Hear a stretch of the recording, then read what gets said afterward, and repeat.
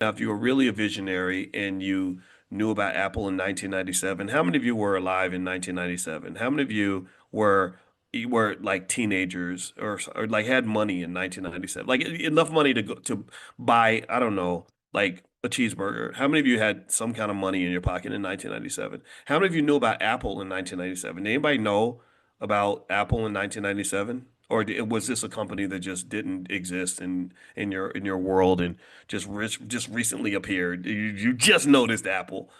Now, if you say that, then you're lying to me. I know you're lying. So stop lying. Don't be lying on no Sunday because you know as well as I do that if you and I go back to October 31st, 1997, I remember I had a best friend that used to buy an Apple laptop. Like every time a new one came out, he would buy the new iMacs and stuff because he was a graphic designer.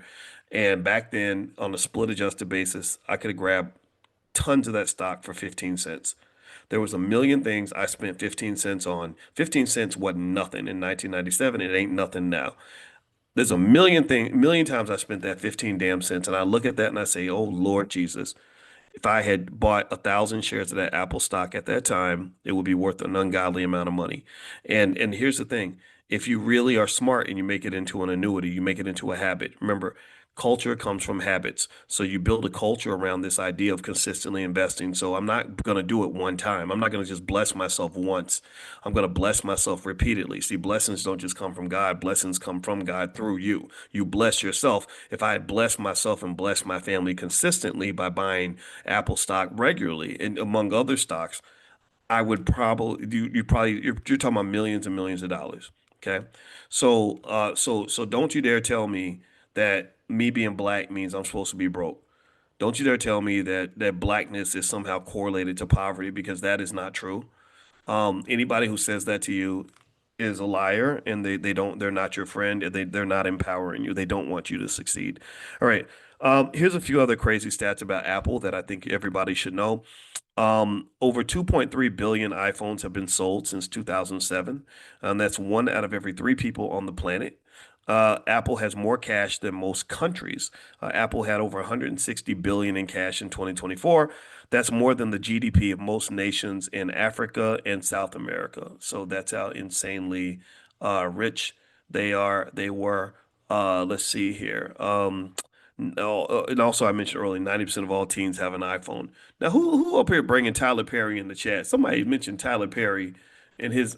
Okay, Doc mentions not all melanated people have zero net worth. Tyler Perry's Straw delves into the systemic issues plaguing marginalized black women or women and its impact on mental health. The trope strong black woman demonstrates what happens when they get to the last straw.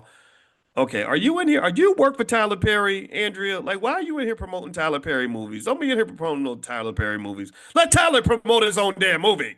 Let Tyler come up in here if you won't talk about his. I'm kidding. Tyler Perry called me in 2015, and I talked to him for like 15 minutes. And he's a very nice man, and we talked for a little bit about money. And I asked him how it felt to be on the cover of a magazine as the highest paid person in Hollywood, and he said he didn't like it because he didn't like everybody knowing how much money he made. And I agreed with him because he said that what people see is they see the big number, they see the paycheck. They think of it like a paycheck. Like, oh, you just got $100 million sitting around and somebody just wrote you a check for 100 million. And he said, people don't understand how much money I spend to maintain this business.